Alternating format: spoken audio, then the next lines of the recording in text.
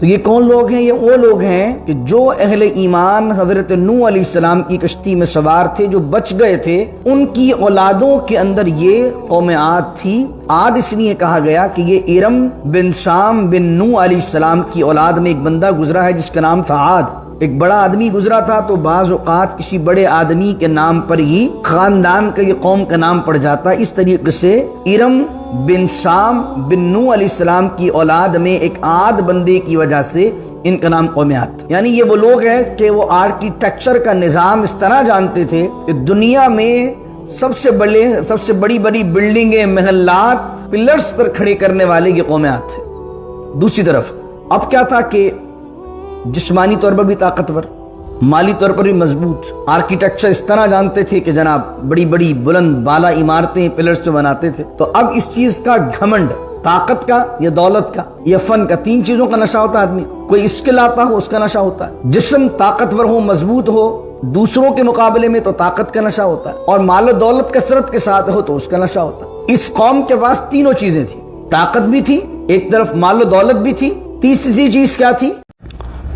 رب اشرح لي صدري ويسر لي امري واحلل عقدة من لساني يفقهوا قولي اللهم صل على سيدنا ومولانا محمد معدن الجود والكرم وآله وصحبه وبارك وسلم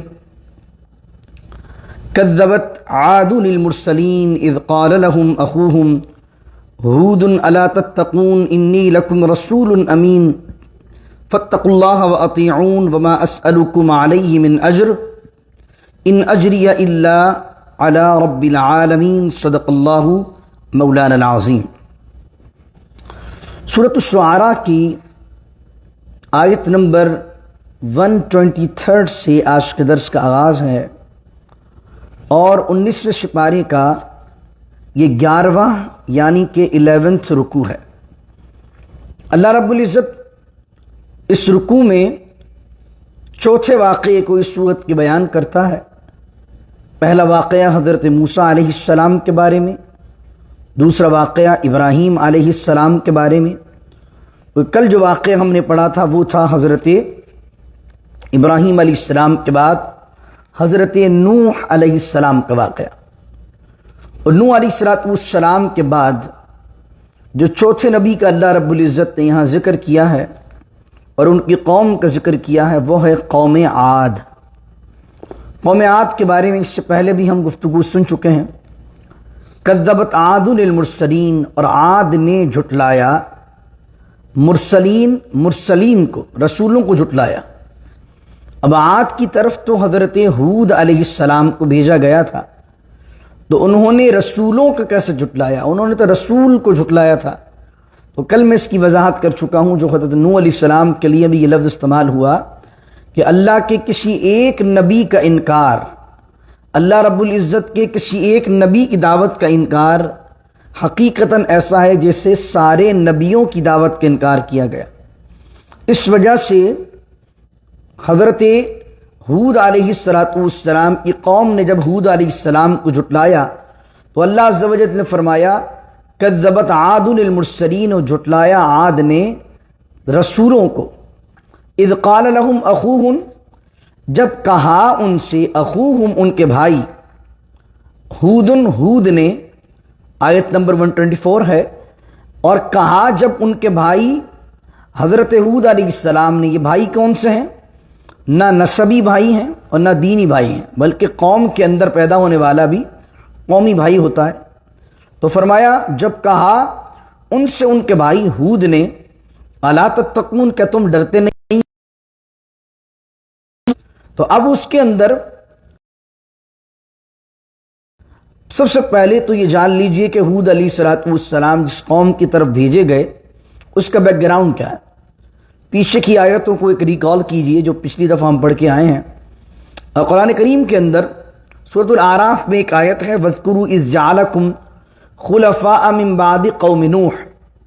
یہ آیت ہے سورۃ الاعراف کی آیت نمبر 69۔ اس میں بیان کیا گیا کہ یاد کرو اللہ کے اس فضل و انعام کو کہ نوح کی قوم کے بعد اس نے تم کو خلیفہ بنایا۔ یعنی نوح علیہ السلام کے بعد اللہ نے جس قوم کو بھیجا وہ تھی قوم عاد۔ اور عاد کی ہیں دو قسمیں، ایک کہلاتی ہے عاد اولا اور ایک کہلاتی ہے عاد ثانیہ۔ عاد اولا کون ہے؟ جس کی طرف ہود علیہ السلام نبی بن کر آئے۔ عاد ثانیہ کون سی ہے؟ جس کی طرف حضرت سمود علیہ السلام حضرت صالح علیہ السلام جو ہے وہ آپ نبی بن کے آئے، وہ عاد ثانیہ کہلاتی ہے۔ اور یہ کس کے بعد زمانہ ہے؟ حضرت نوح علیہ السلام کے بعد، کیونکہ سورۃ الاعراف بیان کر رہی ہے کہ 69 کہ اللہ نے حضرت نوح علیہ السلام کے بعد قوم عاد کو اپنا خلیفہ بنایا۔ تو یہ کون لوگ ہیں؟ یہ وہ لوگ ہیں کہ جو اہل ایمان حضرت نوح علیہ السلام کی کشتی میں سوار تھے، جو بچ گئے تھے، ان کی اولادوں کے اندر یہ قوم عاد تھی۔ عاد اس لیے کہا گیا کہ یہ ارم بن سام بن نوح علیہ السلام کی اولاد میں ایک بندہ گزرا ہے جس کا نام تھا عاد۔ ایک بڑا آدمی گزرا تھا، تو بعض اوقات کسی بڑے آدمی کے نام پر ہی خاندان کا، یہ قوم کا نام پڑ جاتا ہے۔ اس طریقے سے ارم بن سام بن نوح علیہ السلام کی اولاد میں ایک عاد بندے کی وجہ سے ان کا نام قوم عاد تھا۔ دوسری طرف قرآن کیا کہتا ہے؟ سورۃ الاعراف ہے، اللہ کہتا ہے وَزَادَكُمْ فِي الْخَلْقِ بَسْطَةً، یہ بھی آیت نمبر 69 ہے۔ اللہ نے ان کو کیا انعام دیا تھا؟ وَزَادَكُمْ، اور ہم نے زیادہ کیا ہے تمہیں، فی الخلق بسطہ، خلق میں، یعنی جسمانی طور پر بھی جو خلق تھی، جو بناوٹ تھی، اللہ نے بہت صحت مند، بہت تندرست اور بہت طاقتور انہیں بنایا تھا۔ قوم نوح کے بعد تھے۔ دوسری چیز جسم صحت مند تھا۔ تیسری چیز کیا ہے؟ جو سورۃ الفجر میں اللہ نے بیان کیا آیت نمبر 8 کے اندر، الم تر کیف فعل ربک بعاد، کیا تم نے نہیں دیکھا قوم عاد کو؟ التی لم یخلق مثلها فی البلاد، کہ جن کے مانند ملکوں میں کوئی پیدا نہیں کیا گیا۔ یعنی ایسے زبردست جینیس اور ایسے لوگ تھے صحت مند کہ اللہ کہہ رہا ہے التی لم یخلق، اور نہیں پیدا کیے گئے، مثلها ان جیسے، فی البلاد، بلاد بلد کی جمع ہے، بلد کا پلیورل ہے، فی البلاد ان جیسے پیدا نہیں کیے گئے شہروں میں۔ یعنی ایسی زبردست قوم اللہ جس کی بیان کر رہا ہے کہ ایسی طاقت تھی ان کے پاس۔ اور اس کے بعد آگے کیا بیان کیا گیا؟ الم تر کیف فعل ربک بعاد ارم ذات العماد التی لم یخلق مثلها فی البلاد۔ ایک تو صحت مند تھے، ان جیسے قابل لوگ شہروں میں پیدا نہیں کیے گئے، یہ بات بیان کی اس زمانے میں۔ تیسری چیز بیان کی ارم ذات العماد، تو تو نے دیکھا نہیں کہ تیرے رب نے کیا کیا ستونوں والے عاد ارم کے ساتھ۔ سب سے پہلے پلرز کے ساتھ اونچی اونچی بلڈنگز بنانے کا کام جو دنیا میں ایجاد کیا ہے وہ کیا ہے قوم عاد نے۔ اور چونکہ وہ ارم کی اولاد میں سے تھے تو قوم ارم بھی کہلاتے تھے۔ ارم ذات العماد، عماد جو ہے یہ پلورل ہے، عماد کا معنی ہوتا ہے ستونز، پلرز۔ ذات العماد ستونوں والے، یعنی یہ وہ لوگ ہیں کہ وہ آرکیٹیکچر کا نظام اس طرح جانتے تھے کہ دنیا میں سب سے بڑی بلڈنگیں، محلات پلرز پر کھڑے کرنے والے یہ قوم عاد تھے۔ دوسری طرف اب کیا تھا کہ جسمانی طور پر بھی طاقتور، مالی طور پر بھی مضبوط، آرکیٹیکچر اس طرح جانتے تھے کہ جناب بڑی بڑی بلند بالا عمارتیں پلرز پہ بناتے تھے۔ تو اب اس چیز کا گھمنڈ، طاقت کا یا دولت کا یا فن کا، تین چیزوں کا نشہ ہوتا ہے آدمی کو۔ کوئی اسکل آتا ہو اس کا نشہ ہوتا ہے، جسم طاقتور ہو، مضبوط ہو، دوسروں کے مقابلے میں تو طاقت کا نشہ ہوتا ہے، اور مال و دولت کثرت کے ساتھ ہو تو اس کا نشہ ہوتا ہے۔ اس قوم کے پاس تینوں چیزیں تھیں، طاقت بھی تھی، ایک طرف مال و دولت بھی تھی، تیسری چیز کیا تھی؟ اسکل بھی تھا۔ کیوں؟ ذات العماد تھے، ستونوں پر مکانات کو بڑے بڑے تعمیر کرنے والے تھے، یہ اسکل بھی تھا۔ اور جس علاقے میں یہ آباد تھے، یمن کا وہ ایریا تھا جس کا نام تھا احقاف، قرآن کی ایک سورت بھی ہے احقاف۔ احقاف کے علاقے میں آباد تھے، اور احقاف کا سارا علاقہ سرسبز و شاداب تھا، مویشی، اس کے علاوہ باغات، چشمے، بہترین علاقہ اللہ رب العزت نے انہیں عطا فرمایا تھا۔ یعنی سمجھ لیجئے چاروں طرف سے اللہ کے انعامات میں گھرے ہوئے تھے۔ طاقت بھی ہے، شہرت بھی ہے، دولت بھی ہے، فن بھی ہے، مہارت بھی ہے، اور جس علاقے میں آباد ہیں وہ علاقہ بھی سرسبز و شاداب ہے۔ تو اب وہ کہتے تھے من اشد منا قوہ، کون ہے ہم سے زیادہ قوت میں، کون ہے ہم سے زیادہ ماہر، کون ہے ہم سے زیادہ طاقتور دولت کے اندر۔ یہ ان کا بیک گراؤنڈ ہے۔ پھر اب کیا تھا کہ ان قبیلوں کے اندر وہ پیروی کس کی کرتے تھے؟ قرآن نے بیان کیا، سورہ ہود کی آیت نمبر 59 ہے، وَاتَّبَعُوا أَمْرَ كُلِّ جَبَّارٍ عَنِيدٍ۔ ان کے قبیلے کے اندر بھی کوئی سرکش تھے، بدماش لوگ تھے، کچھ ان کے لیڈرز تھے، انہوں نے ہود علیہ السلام کی نہیں سنی، بلکہ اپنے قبیلے کے اندر، اپنی قوم کے اندر جو زیادہ امیر لوگ تھے، اور کیا کہا ان کے لیے؟ جبارن عنید، اور انہوں نے ہر جبار دشمن حق کے حکم کی پیروی کی، نبی کی بات نہیں مانی، اپنی قوم کے بدماشوں کی، لٹیروں کی اور جابر اور ظالم لوگوں کی بات کو مانا۔ اس کے علاوہ ان کی ایک حیثیت یہ تھی کہ وہ شرک کیا کرتے تھے، چند ان کے معبود بھی تھے، قالوا اجئتنا لنعبد اللہ وحدہ، اور وہ کہتے تھے کہ اجئتنا، کہ تم ہمارے پاس آئے ہو اس لیے کہ لنعبد اللہ وحدہ، ہم عبادت کریں وحدہ، ایک خدا کی۔ تو یہاں ان کا پتہ چلا کہ ان کی ایک برائی اور ایک خامی سب سے بڑی جو ہے وہ شرک بھی تھی۔ یہ ہے ان کا پورا بیک گراؤنڈ، کیونکہ یہاں سورۃ الشعراء میں بہت اختصار کے ساتھ رکوع نمبر 11 کے اندر ان کا ذکر کیا گیا، اس لیے میں نے وہ آیات پڑھ دی پچھلی جو ہم نے پڑھی ہیں، تاکہ پورا ایک ریکال ہو جائے آپ کو خاکہ۔ تو قوم عاد کہاں آباد تھی؟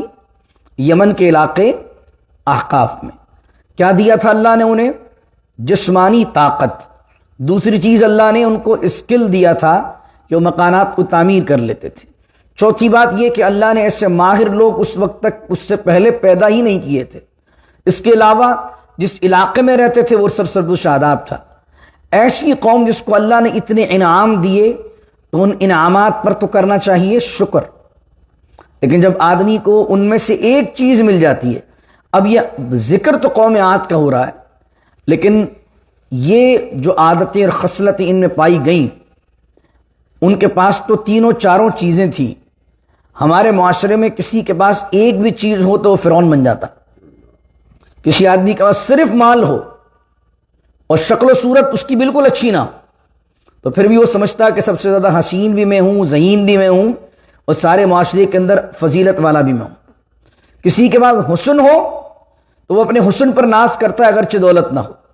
کسی کے پاس نہ دولت اچھی ہے، نہ اس نے اپنا مال بنایا ہے، ایک اچھے علاقے میں رہتا ہے، فار ایگزامپل امریکہ آ گیا، اسٹیٹس بن گیا، گرین کارڈ ہو گیا، سٹیزن ہو گیا، تو اب جناب وہ دوسرے لوگ جو دوسرے ممالک میں رہتے ہیں ان کو کمتر اور حقیر سمجھتا ہے، اور یہاں آ کر سٹیزن بن کے فرعون بن جاتا ہے۔ تو یہ تمام چیزیں تو ان کی قوم میں، قوم عاد میں جمع تھی، تو وہ سب سرکش بنے، جبار بنے، اور یہاں ایک آدمی کے پاس کوئی ایک چیز بھی ہو تو وہ فرعون بن جاتا ہے۔ تو پھر ایسا شخص کو قوم عاد سے بدتر ہوا۔ اب سنیے قرآن کا ترجمہ، کہا کہ کذبت عاد المرسلین، آیت نمبر 123، اور جٹلایا عاد نے مرسلین کو، اذ قال لہم، جب کہا ان سے، اخوہم، ان کے بھائی ہود نے، الا تتقون، کیا تم اللہ سے ڈرتے نہیں ہو؟ انی لکم رسول امین، اور بے شک میں تمہارے لیے رسول ہوں امین۔ میں نے کل جب ترجمہ کیا تھا امین کا، امین مانے امن والا، یا امین مانے امانت دار۔ امن والے سے مراد یہ کہ نبی کی دعوت ہوتی ہے جو دنیا میں امن لے کر آتی ہے، اور امانت دار سے مراد یہ ہے کہ جب میں نے اعلان نبوت کیا ہے اس سے پہلے بھی تم میرا کردار اٹھا کر دیکھ لو، میرے کردار میں تمہیں کبھی بھی دغا نہیں ملے گا، کبھی بھی فراڈ نہیں ملے گا، کبھی بھی جھوٹ نہیں ملے گا۔ تو میں جو ہوں وہ امانت دار رہا ہوں اعلان نبوت سے پہلے بھی۔ اور دوسرا پرسپیکٹو امانت کا یہ ہوتا ہے کہ جو دعوت اللہ نے مجھے کرنے کا حکم دیا ہے، دینے کا حکم دیا ہے، اس میں نے کوئی کمی نہیں کی، کوئی چیز نہیں چھپائی ہے، جو اللہ نے بھیجا وہی تمہیں آگے دے دیا۔ تو انی لکم رسول امین فاتقوا اللہ، تو اللہ سے ڈرو، واطیعونی، اور میری اطاعت کرو، جو میں کہہ رہا ہوں میری بات مانو، وما اسألکم، اور نہیں میں سوال کرتا تم سے علیہ اس پر من اجرن اجر سے، یعنی کوئی مفاد، کوئی سیلری، کوئی دولت یا کوئی منافع یا کوئی بینیفٹ میں تم سے نہیں مانگتا کہ بھئی میں نے تم پر 10 سال لگائے تبلیغ کے تو مجھے اب تم مکان بنا کر دو یا مجھے تم دنیا کی فلاں اسٹیٹس دو، نہیں وما اسألکم علیہ من اجر، میں تم سے اس معاملے پر کسی اجر کا سوال کرتا ہی نہیں ہوں۔ ان اجریہ، ان یہاں پر نہیں کے معنی میں، نہیں ہے میرا اجر، اللہ کا معنی ہوتا ہے مگر، نہیں ہے میرا اجر مگر علی رب العالمین، کس کے ذمہ ہے میرا اجر؟ رب العالمین، جو تمام جہانوں کا پالنے والا ہے۔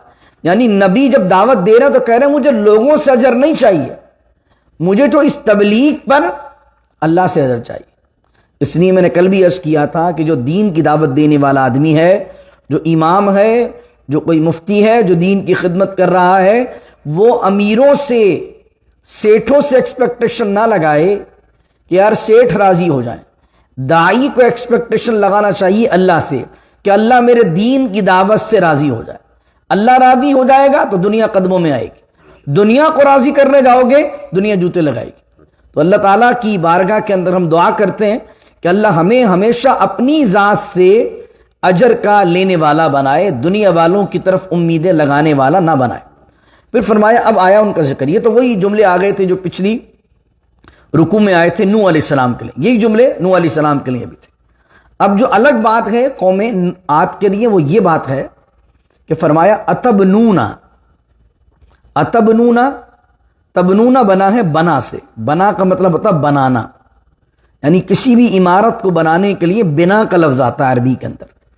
تو فرمایا اتبنونا، حمزہ زبر آ کا معنی واٹ، کیا، اتبنونا کیا تم بناتے ہو، کیا تم بناتے ہو، اب سوال کیا جا رہا ہے کیا تم بناتے ہو، بکل ریعن، کل مانے اردو میں بھی کل استعمال ہوتا ہے، ریع کسے کہتے ہیں، یہ ریعتن کی جمع ہے، ریع کہتے ہیں بہت بلند مقام کو، بہت بلند جگہ کو، اور ایسی بلند جگہ کہ آدمی دور سے کھڑا ہو تو اسے نظر آئے۔ تو یہ کیا ہوتے تھے، دور سے اونچائی پر جو ٹیلے بنے ہوتے تھے ان کو کہتے تھے ریع۔ اب ان ریع پر یہ کیا کرتے تھے، چونکہ ان کو اچھی طریقے سے بنانا آتا تھا، میں نے کہا کہ ان کی ایک کوالٹی کیا تھی، کیا اسکل تھا ان کے پاس، جو ہے وہ کنسٹرکشن، آرکیٹیکچر تھے۔ تو یہ کیا کرتے تھے، ہر اونچی جگہ جو انہیں بلند ٹیلا نظر آتا تھا کیا بناتے تھے اس پہ، اتبنون بکل ریعن، کیا تم بناتے ہو ہر، کل کا معنی ہر بلند جگہ پر، آیتن ایک نشانی، ہر بلند جگہ پر ایک نشانی کیا تم بناتے ہو۔ مراد کیا ہے، جو مونومنٹ ہوتے ہیں، یہ دیکھتے کوئی ٹیلا اونچی جگہ تو وہاں پر ہر قبیلہ اپنے اسٹائل سے اپنی ایک نشانی لگا دیتا، کیوں، تاکہ مرنے کے بعد، ہمارے جانے کے بعد ہمارا نام باقی رہے کہ دیکھو یہ کیسا مونومنٹ انہوں نے بنایا ہے۔ اللہ کہہ رہا ہے تابثون، جو تم کام کر رہے ہو، تابثون بنا ہے عبث سے، ہر اس کام کو کہتے ہیں عبث جس میں کھیل کود کو شامل کر دیا جائے، یعنی جس کا کوئی فائدہ نہ ہو۔ یعنی آپ دیکھ لیجئے کہ یہ جو اہرام مصر ہیں یا یہ جو تاج محل ہے، کروڑوں کی مالیت اس پر خرچ کر دی گئی، لیکن انسانیت کے لیے یا ایجوکیشن کے پرسپیکٹو کے لحاظ سے یا انسانیت کو فائدہ پہنچانے کے لحاظ سے یا لوگوں کے بھلے کے لحاظ سے وہ کیا کام کر رہا ہے، سوائے صرف اس کے کہ جناب شاہجہاں کی یادگار ہے، اس نے اپنی جو ہے وہ ملکہ کی محبت کے اندر یہ تعمیر بنائی تھی۔ کیا ہو رہا ہے، ڈیٹنگ پوائنٹ بنا ہوا ہے وہ، کیا ہو رہا ہے، صرف جو ہے وہ شادی سے پہلے محبتوں کے اندر تاج محل کو بطور محبت کی علامت کے طور پر ایک دوسرے کو تبادلہ کیا جاتا ہے، کیا ہو رہا ہے اس کا دنیا میں فائدہ، اور آدمی اس کے مجازی میں لگ کر اصل کام سے دور ہو جاتا ہے، تو کوئی فائدہ ہے اس کا۔ تو اللہ یہ کہہ رہا ہے کہ تم اتبنون بکل ریعن آیتن تابثون، کیا تم بناتے ہو ہر بلند جگہ پر ایک نشانی، تابثون بیکار اور فضول، یعنی اس میں کوئی تمہاری ذہنیت ہے کہ کوئی فائدہ بھی ہے تمہاری جنریشن کا، پھر اگلی بات وَتَتَّخِذُونَ مَصَانِعَ لَعَلَّكُمْ تَخْلُدُونَ. تَتَّخِذُونَ کا بھی معنی ہوتا بنانا، اور صرف اخذا لفظ آتا ہے تو مطلب ہوتا ہے لینا، ٹیک کے معنی میں آتا ہے.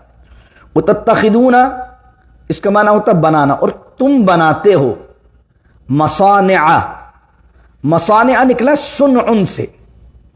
مصانع ہر اس چیز کو کہتے ہیں جس میں کاریگری کی گئی ہو، جس کے اندر آدمی اس کو اچھی طرح ڈینٹنگ پینٹنگ کرے، اس میں کچھ ڈیزائننگ کرے، اس کو بڑا ڈیزائن کر کے بنائے، اس کو کہتے ہیں مصانع. تو مصانع کا معنی محلات، بڑے بڑے بلند و بالا بلڈنگز جس میں بڑی کاریگری کی گئی ہو، بہت محنت کے ساتھ اس کو بنایا گیا ہو.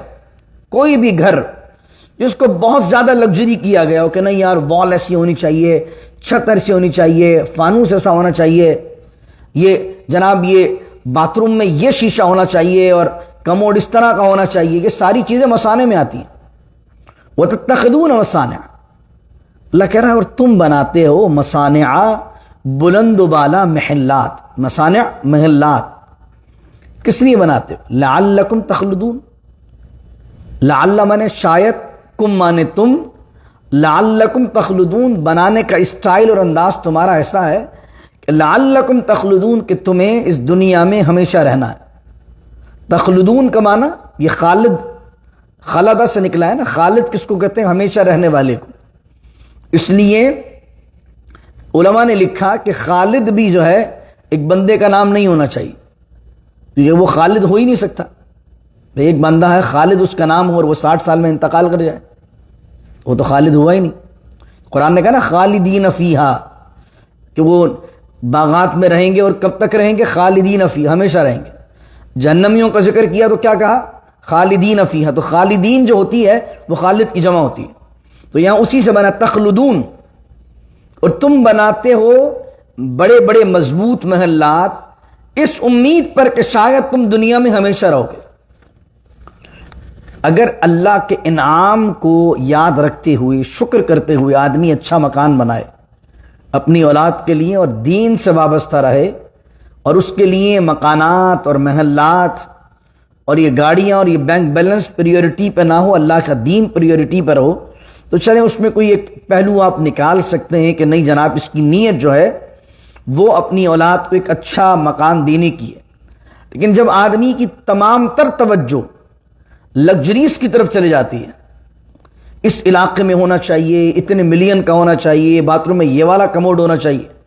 آپ نے کچھ عرصے پہلے نیوز پڑھی ہوگی کہ عرب کے اندر، کویت کا غالباً مجھے یاد پڑتا ہے کہ میں نے پڑھا تھا کہ کویت کا ایک شیخ تھا جس نے اپنے ریسٹ روم میں کموڈ بھی سونے کا لگوایا ہوا تھا. کیا مطلب اس کا؟ یہ تو پھر ضروریات میں تو نہیں آتا. تو اب کسی کے پاس اللہ نے پیسہ دیا، اس ملک میں بھی، ہم نے یہاں بھی اس سے لوگوں کو دیکھے جن کے دماغ خراب ہے. پیسہ ہے تو پھر ایسا بہانہ ہے کہ پھر الیاذ باللہ تعالی. تو اب کیا ہوتا ہے کہ جب آدمی اتنی ڈیپ تھنکنگ کر کے کوئی چیز بنا رہا ہوتا ہے تو اس کا پھر مرنے کا دل کیوں چاہے گا؟ مجھے بتائیے کہ آدمی نے ملینز لگا دیے مکان بنانے پر، اور اب وہ جانے کی کیوں سوچے گا؟ ایک آدمی 65 کے اندر 4 ملین کا مکان لے رہا ہے اور بنا رہا ہے اس کو، ایک ایک چیز کو. جب 65 سال کی ایج ہے تو اس کا مقصد تو پھر یہ ہوگا کہ 100 سال تو جینا ہی جینا ہے. وہ کبھی بھی نہیں چاہے گا کہ 1 سال بعد موت آ جائے، اور موت بتا کر نہیں آتی. تو پھر ایسا آدمی کس چیز سے ڈرے گا؟ مرنے سے ڈرے گا. اور مومن کی شیشانی ہے کہ وہ مرنے سے نہیں ڈرتا. تو جس کے دل میں محبت دنیا کی چڑھ جائے گی وہ مرنے سے ڈرے گا کہ یار مر نہ جاؤں، مر نہ جاؤں، مر نہ جاؤں. تو دنیا کو اتنا رکھیے کہ اگر آج کے دن موت آ جائے تو تم سکون سے دنیا سے چلے جاؤ. کچھ ایسی بھی اموات ہوتی ہیں الیاذ باللہ تعالی. ایک صاحب تھے، اللہ ان کو جنت نصیب فرمائے، مجھے کسی نے ان کے بارے میں بتایا کہ بہت بڑے گولڈ اسمتھ تھے، بہت بڑا بزنس تھا ان کا، اور پھیلا ہوا بزنس تھا سونار کا. جب ان کی موت کا وقت قریب آیا تو چونکہ ان کے بہت سارے لاکرز تھے جس کے اندر وہ اپنی جائیداد اور اپنے معاملات اور اپنے کاغذات اور اپنی سونے کی اینٹیں، بسکٹ وغیرہ رکھا کرتے تھے، تو مرنے سے پہلے بھی وہ اپنے ہاتھوں سے اولاد کو کہہ رہے تھے میری چابیاں، میری چابیاں، میری چابیاں. یعنی دم نکلنے والا ہے اور آدمی کو چابیوں کو لگی ہوئی. یہ زندگی بھر بڑی بڑی گچھے چابیوں کے بنا لیے اور لوکر میں رکھا, اس خوف کے ساتھ زندگی جی کہ میں مر گیا تو یہ میرا مال کل لے جائے گا. تو مرنے کے وقت, دم نکلنے کے وقت بھی آدمی کو چابی یاد ہے, اللہ رسول یاد نہیں. تو دنیا کو میرے بھائیوں اس طرح نہ جیو جس طرح قوم عاد کی طرف اللہ نے فرمایا کہ تم نے اس طرح چیزوں کو بنا لیا کہ تمہارا تو ذہنی ہے کہ تم ہمیشہ ہمیشہ رہنا. اور اگلا جملہ سنیے, وَإِذَا بَطَشْتُمْ بَطَشْتُمْ جَبَّارِينَ. اب آپ کو سمجھ میں آ جائے گا بات. آپ یہ دو باتیں جو میں نے کی ہیں, آپ کے ذہن میں آئے گا کہ یار اگر کسی کو اللہ نے دیا ہے اور اپنی اولاد کے لیے اچھا مکان بنا دیتا ہے, اس میں غلط کیا ہے؟ لیکن اب یہ جو اگلی آیت آ رہی ہے نا, اس سے آپ ملائیں گے تو آپ کو پورا کریکٹر سامنے آ جائے گا کہ اللہ تعالیٰ یہ کس کی بات کر رہا ہے. یہ جو اب آیت ہم پڑھنے لگے ہیں, اس سے پورا کریکٹر واضح ہو جائے گا آپ کے سامنے کہ یہ کس بندے کی بات ہو رہی ہے. کون سا بندہ ہے کہ جو اچھے مکانات بنا رہا ہے اور اللہ تعالیٰ اس کے مکان کو پسند نہیں کر رہا؟ وہ کون سا بندہ ہے جو بلند بالا محل بنا رہا ہے اور اللہ تعالیٰ اس کے محل کو پسند نہیں کر رہا؟ یہ ہے کون سا بندہ؟ کیونکہ بہت سے نیک لوگ بھی ہوتے ہیں, وہ اللہ کا انعام ان پر ہوتا ہے تو اپنی اولاد کو ایک اچھا مکان دے کر جاتے ہیں. تو اچھا مکان بنانا تو بری بات نہیں ہے, لیکن یہ کن کی بات ہو رہی ہے جو بلند بالا مکان بناتے ہیں اور اگلا عمل کیا کرتے ہیں؟ اللہ کہہ رہا وَإِذَا بَطَشْتُمْ. بطش مانا ہوتا ہے پکڑنا, سختی سے پکڑنا کسی چیز کو. جس طرح ہم کہتے ہیں اِنَّ بَطْشَ رَبِّكَ لَشَدِيدٌ, سورہ بروج میں ہے, اور تیرے رب کی پکڑ بڑی سخت ہے. جب اللہ کسی کو پکڑتا ہے تو پھر وہ آدمی کہیں کا نہیں رہتا. اللہ ہم سب کو اپنی پناہ میں رکھے, اللہ تعالی ہم پر رحم کی بارش نازل کرے. تو اللہ کہہ رہا ہے کہ یہ جو بندے ہیں قوم عاد کے, ان کے بارے میں کہہ رہا ہے, ایک طرف تو یہ مونومنٹ بنا رہے ہیں بلند و بالا جگہ پر, تو یقیناً مزدور بھی لگیں گے, پیسہ بھی لگے گا. ایک طرف یہ مصانع, کاریگری والے مکانات اور محلات تعمیر کر رہے ہیں, وقت بھی لگنا ہے, پیسہ بھی لگنا ہے. لیکن دوسری طرف کیا ہے؟ وَإِذَا بَطَشْتُمْ, اور جب تم پکڑتے ہو, بطشتم, اور جب تم پکڑتے ہو, جبارین, بہت جبر کرنے والے, گھمنڈی اور تکبر بن کے پکڑتے ہو کسی دوسرے کو. یعنی کہ اپنے لیے تمہیں بڑے محلات چاہیے, لیکن جو تمہارے امپلائیز ہیں, جو تمہارے معاشرے کا غریب طبقہ ہے, جس کو ضرورت ہے, اگر وہ تمہارے پاس سوال کرنے آ جائے, یا وہ تمہارے گھر پر مالی ہو, مزدور ہو, نوکر ہو, تمہاری کمپنی میں کام کرنے والا, تمہارے پاس جاب کرنے والا ہو, تو اپنے جگہ پر خرچ کرنا ہو تو کموڈ بھی تمہیں عام نہیں چاہیے, بہت مہنگا والا چاہیے. لیکن جو تمہارا امپلائی ہے, اس کی سیلری میں $4 بڑھاتے ہوئے تمہیں موت آتی ہے, تو تم اس کی سختی کرو گے تو اس کو تو پانی کے لیے ترساؤ گے. کوئی غریب ہاتھ لگ جائے گا تو اس کے ساتھ زیادتی کرو گے.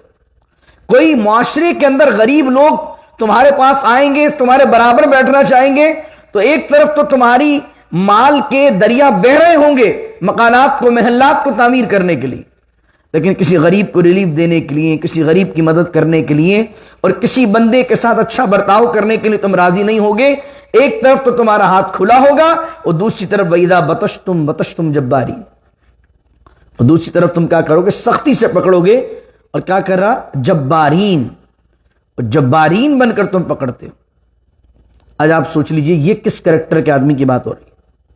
اور اب نظر دوڑائیے کہ اس معاشرے کے اندر یہ جو قوم عاد کا کردار ہے, ایسے لوگ موجود نہیں ہیں کہ جنہوں نے اپنے ایک ایک بچے کے لیے لمبرگینی اور جناب یہ تمام جو ٹیسلا اور فلاں فلاں گاڑی نکلوائی ہوئی ہے. ساری بیگم کو ایک نئی گاڑی, اس کی نئی گاڑی, اس کی مرسیڈیز اور اس کی مرسیڈیز, مکانات, ملٹیپل بزنسز. لیکن ایک بندہ جو کسی اپارٹمنٹ میں رہ رہا ہے بیچارہ $1500 دے کر, اور جناب وہ آپ کے پاس کام کر رہا ہے, تو اس کے $100 بڑھانے میں موت آ رہی. یعنی اپنے لیے یہ معاملہ, اور اللہ کے بندوں کے لیے جو غریب ہیں, جو تم سے معاشرتی طور پر مال میں کمزور ہیں, ان کے ساتھ یہ معاملہ ہے. یہ بات بیان کی جا رہی ہے, اس آیت کو سمجھیے. فَاتَّقُوا اللَّهَ, اب حضرت ہود نے یہ کہا فَاتَّقُوا اللَّهَ, اللہ سے ڈرو, وَأَطِيعُونَ, اور میری اطاعت کرو.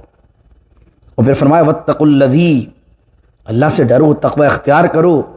امدکم, امدکم مانے اس نے تمہاری مدد کی ہے, بما تعملون, اس چیز کے ساتھ جس کو تم جانتے ہو، یعنی جو تم جانتے ہو جو اسکل بنانے کا، یہ کس نے تمہیں سکھایا؟ اللہ نے سکھایا۔ اس فن کے تم ماہر کیسے ہو گئے؟ اللہ نے سکھایا۔ یہاں بات تو ہو رہی ہے قومیات کے ساتھ، لیکن آپ بھی سمجھ لیجئے آپ کو جو بزنس کرنا آتا ہے، نوٹ بنانا آتے ہیں، وہ آپ پیدائشی سیکھ کر نہیں آئے، یہ اسکل اللہ نے سکھایا آپ کو۔ آپ ڈاکٹر ہیں، آپ آئی ٹی انجینئر ہیں، آپ کسی بھی فن کے ماہر ہیں، آپ اکاؤنٹنٹ ہیں، کچھ بھی ہیں آپ، لیکن یہ فن آپ جب پیدا ہوئے تھے تو آپ کو تو اپنے ہاتھ سے اپنے منہ میں نوالا ڈالنا نہیں آتا تھا۔ یہ اللہ نے اس دنیا میں سروائیو کرنا اور جینا اور کمانا سکھایا، یہ آپ نے نہیں سیکھا، اللہ نے سکھایا۔ اللہ نے مدد کی آپ کی، تو اللہ سے ڈریے۔ کسی پر ظلم کرتے ہوئے حضرت ہود نے کہا اللہ سے ڈرو، امدکم، تمہاری مدد کی ہے اللہ نے، بما تعملون، اس چیز کے ساتھ جس کو تم جانتے ہو۔ امدکم، پھر وہی لفظ آیا امدکم، اس نے تمہاری مدد کی ہے، بانعام، انعام کہتے ہیں چوپاؤں کو، مویشیوں کو، جانوروں کو۔ اس زمانے میں کسی شخص کے مالدار ہونے کی نشانی کیا تھی؟ اس کے پاس کثرت سے مویشی ہوتے تھے، بھیڑ بکریاں اور گائیں اور بھینسیں اور جناب کیملز، جناب یہ تمام چیزیں ہوتی تھیں، تو یہ نشانی ہوتی تھی کہ یار اس کے پاس تو 1000 بکریاں ہیں، اس کے پاس تو 1000 اونٹ ہیں، اس کے پاس تو 500 جو ہے بکرے کھڑے ہوئے ہیں، تو یہ نشانی ہوتی تھی مالدار ہونے کی۔ امدکم بانعام، اور اللہ نے تمہاری مدد کی ہے انعام، مویشیوں کے ساتھ، وبنین، اور بیٹوں کے ساتھ۔ بنین سے مراد اولاد ہے، بیٹوں سے مراد، اور بنین سے مراد بیٹے بھی ہیں۔ تو اللہ نے تمہیں صاحب اولاد بھی کیا اور ساتھ ساتھ مویشی بھی دی، یعنی مالدار بھی کیا۔ تو یہ اولاد کا ملنا اور یا مویشیوں کا مل جانا، یہ اللہ کی مدد ہے۔ وجنات، اور اس نے مدد کی ہے اس طریقے سے، وجنات، اور باغات، جنات جنت کی جمع، اور وجنات، اور اس نے تمہاری مدد کی ہے کہ تمہیں باغات دیے ہیں۔ وعیون، عیون عین کی جمع ہے، اور عین کہتے ہیں چشمے کو، کسی بھی تالاب کو، کسی بھی نہر کو کہتے ہیں۔ وعیون، اور باغات کے ساتھ چشمے دیے ہیں۔ یہ وہی بات آ گئی جو میں نے شروع میں کہی تھی کہ یمن کے علاقے وہ احقاف میں آباد تھے، اور احقاف کا علاقہ سرسبز و شاداب تھا، گارڈنز تھے، اور اس کے علاوہ چشمے تھے وہاں پر۔ تو اللہ کہہ رہا ہے کہ ساری وجہ کیا ہے کہ اللہ نے تمہاری مدد کی ہے، اس وجہ سے تم اس قابل ہوئے۔ اس کے بعد حضرت ہود علیہ السلام کہتے ہیں انی، بے شک، اخافو، میں ڈرتا ہوں، علیکم، تم پر، بے شک میں خوف کرتا ہوں یا ڈرتا ہوں تم پر۔ کس چیز سے ڈرتا ہوں؟ عذاب یوم عظیم، بہت بڑے دن کے عذاب سے ڈرتا ہوں۔ میں ڈرتا ہوں تم سے کہ اللہ نے تمہاری مدد کی، اللہ نے انعام دیا ہوا، اور تم جبر پر جبر کر رہے ہو، تو مجھے ڈر لگتا ہے کہ اگر تم نے میری بات نہیں مانی تو بہت بڑے دن کا عذاب تمہیں پکڑے گا۔ اب یہ اتنی لمبی تقریر کے بعد، اتنی اہم بات سمجھانے کے بعد ان ہٹ درموں نے کیا کہا؟ یہ جب آدمی کے آنکھوں پر یا ذہن پر دولت کا یا طاقت کا نشہ چڑھ جائے، پھر وہ کسی نے کہا کہ ناصیحہ نصیحت نہ کر، دل میرا گھبرائے، دشمن جانتا ہوں اس کو جو مجھے سمجھائے۔ کیونکہ مالدار آدمی تو سب سے زیادہ جینیس اپنے آپ کو سمجھتا ہے۔ کبھی بات کیجئے کسی ملینئر سے، بات کر لیجئے، وہ سمجھے اچھا تم سمجھاؤ گے ہمیں، جو کہ 15 بکس پر آور کام کر رہے ہو، تم سمجھاؤ گے؟ ایسے وقت آ گئے تم سے نصیحت لیں گے۔ لوگوں نے مال کو ایکول سمجھا ہوا ہے عقل کے، حالانکہ کتنے بڑے بڑے دنیا بے وقوف ملیں گے آپ کو کہ جن کے پاس دولت کی کثرت ہوگی، انگوٹھا چھاپ ملیں گے، اور انگوٹھا چھاپ کتنے ہوں گے؟ فیلئر ہوں گے، لیکن دولت کی کثرت ہوگی۔ تو مال کبھی بھی عقل کا متبادل نہیں ہے۔ ضروری نہیں ہے کہ جس کے پاس عقل ہے اس کے پاس مال بھی ہے، جس کے پاس مال بھی ہے اس کے پاس عقل ہے۔ یہ اللہ کی دین ہے، کہ اللہ کی دین ہے۔ اللہ جس کو روڈ پر چلتے ہوئے کروڑ پتی بنانا چاہے، میرا اللہ بنانا چاہے تو بنا سکتا ہے، اور اللہ تعالیٰ کروڑ پتی کروڑ پر لانا چاہے تو ہفتہ بھی نہیں لگے گا، لمحہ بھی نہیں لگے گا، ہفتہ تو بہت دور کی بات، لمحہ بھی نہیں لگے گا۔ تو یہ تو خدا کی دین ہے۔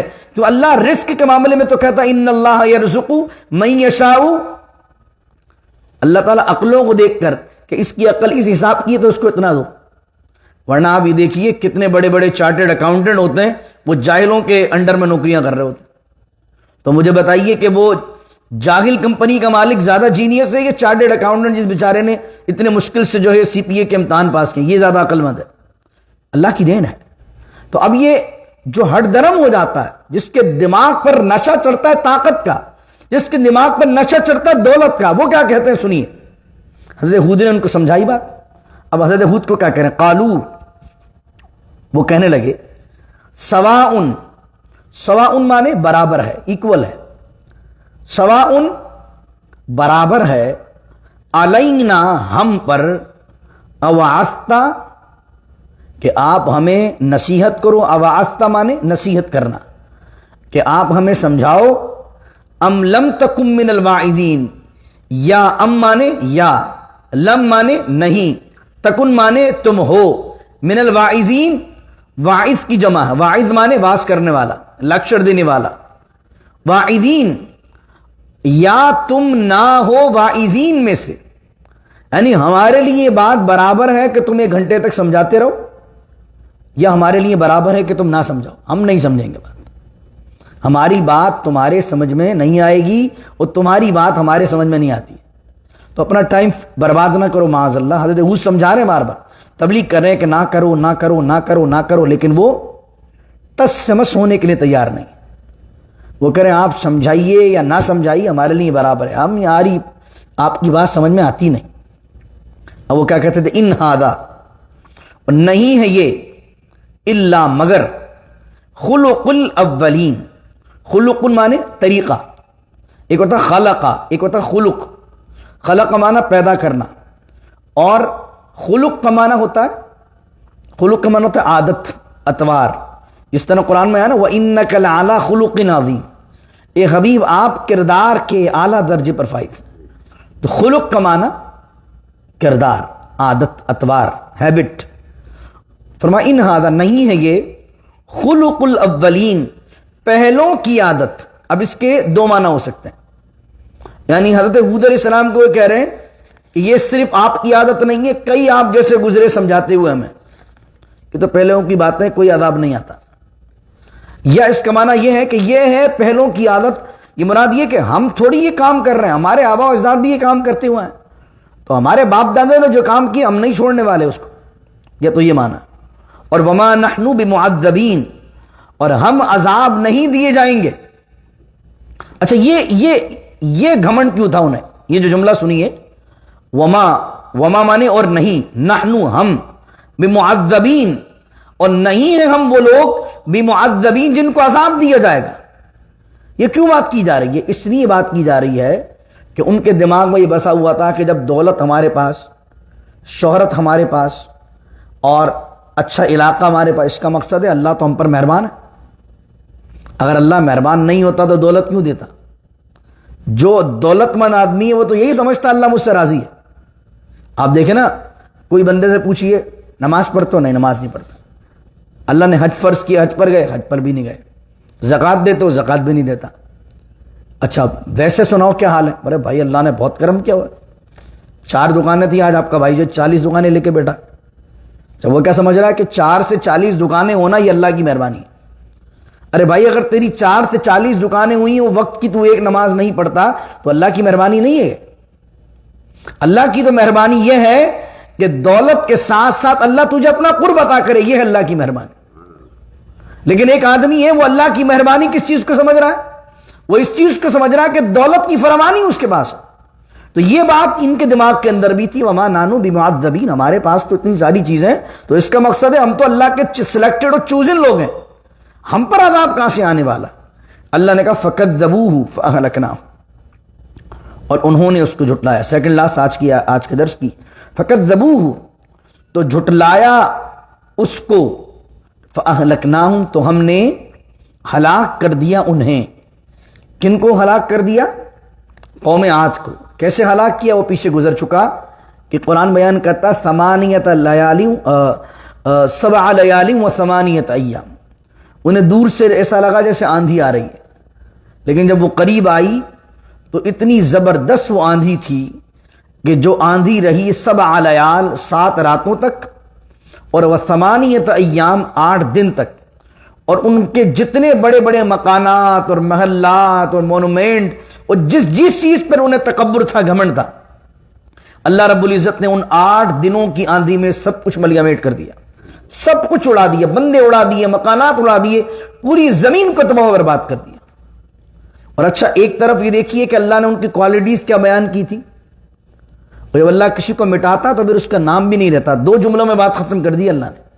فَكَذَّبُوهُ انہوں نے جھٹلایا, فَأَهْلَكْنَاهُمْ ہم نے ہلاک کر دیا, صفحہ ہستی سے مٹا دیا, ان کی اولاد تک کو نہیں چھوڑا اللہ نے, یعنی بالکل جڑ سے ہی مٹا دیا.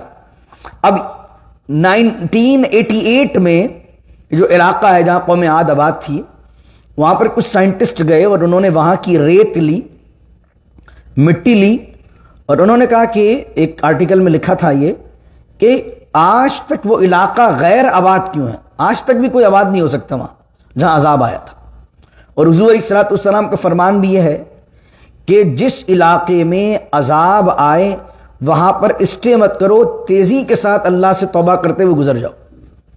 اچھا اس حدیث کو بھی یاد رکھیے, اور یہ جو میں بات بتا رہا ہوں آرٹیکل کی یہ بھی یاد رکھیے. تو 1988 میں سائنٹسٹ جو ہے وہ اس علاقے میں گئے جہاں عذاب آیا تھا, اور وہ آج تک غیر آباد ہے, وہاں آبادی نہیں ہو آج تک. اللہ نے اس کو اس طرح ملیمیٹ کیا اس علاقے کو, جس علاقے والوں کو یہ فخر تھا کہ دنیا ہماری وجہ چلتی ہے.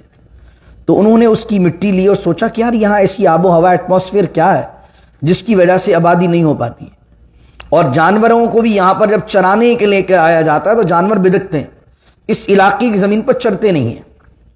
تو انہوں نے جا کے جب ٹیسٹ کیا تو ایک آرٹیکل میں لکھا تھا کہ اس ریت میں, اس مٹی کے اندر کچھ اس طرح کی زہریلی گیسز شامل تھیں جو ایک انسان کی زندگی کے صحیح طریقے سے زندگی گزارنے کے لیے مہلک ہو سکتی ہیں.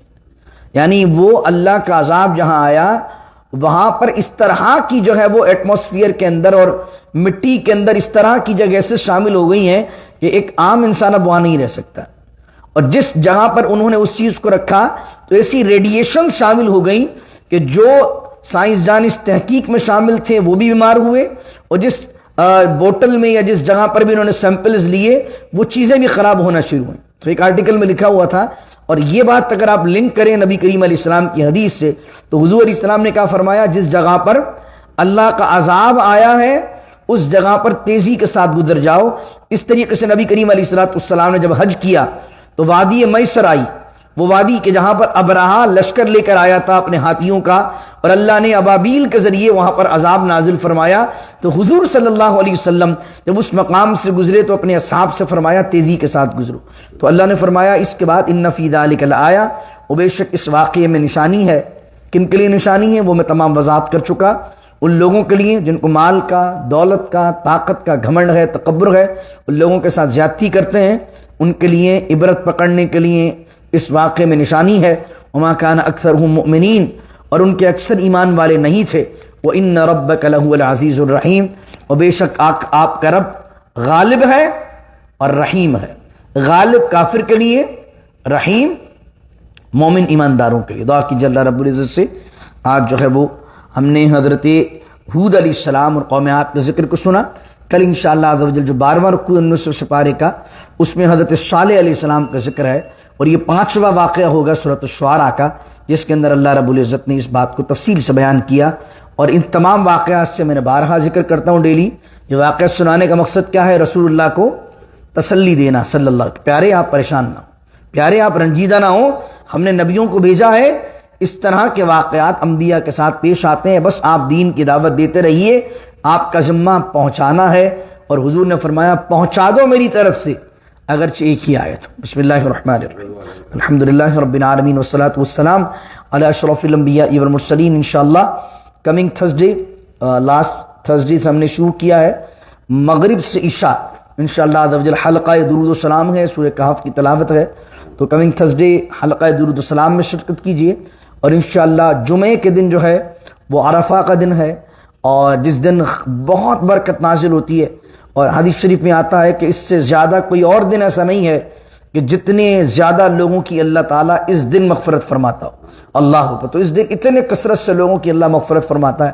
تو آپ کی مسجد میں ہم نے نوری مسجد میں 7:30 بجے ہم نے دعا کا اہتمام رکھا ہے عرفہ کے دن, جمعے کے دن, اور افطار کا بھی اور ڈنر کا بھی اہتمام رکھا. تو آپ تمام احباب سے گزارش ہے کہ آپ تمام احباب جو سن رہے ہیں اپنی فیملیز کے ساتھ جمعے کے دن ہمارے ساتھ افطار کریں, جلدی تشریف لے آئیں تاکہ آپ دعا میں بھی شامل ہو جائیں اور افطار میں بھی شامل ہو جائیں. بسم اللہ الرحمن الرحیم. اللهم نور قلوبنا بالقرآن العظيم وزين أخلاقنا بالقرآن العظيم وأدخلنا الجنة بالقرآن العظيم ونجنا من النار بالقرآن العظيم. وصلى الله تعالى على خير خلقه محمد وعلى آله وصحبه أجمعين برحمتك يا أرحم الراحمين. لا إله إلا الله محمد رسول الله.